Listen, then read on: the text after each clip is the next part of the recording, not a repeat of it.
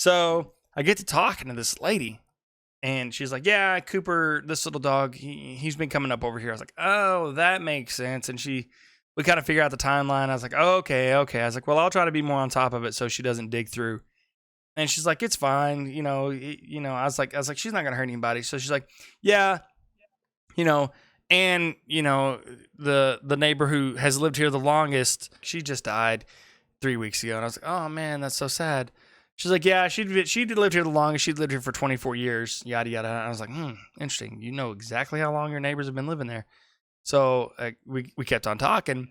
And she's like, have you met Judith? And I was like, oh, I did meet Judith. Judith has the peach tree that broke a limb into our yard. And then Judith was kind enough to come to the house and say, hey, my guy's coming to clean up the branches. Do you want me to pull a branch out of your yard? And I was like, no, we'll do it when we do our fall cleaning.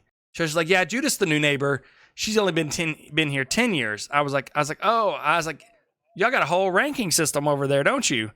She kind of laughs about it, and she's like, yeah, I've been here second longest, but she took the time to reiterate again that Anne, who had lived there the longest, had died. So she said, I'd lived here the second longest, but Anne just died, so now I live here.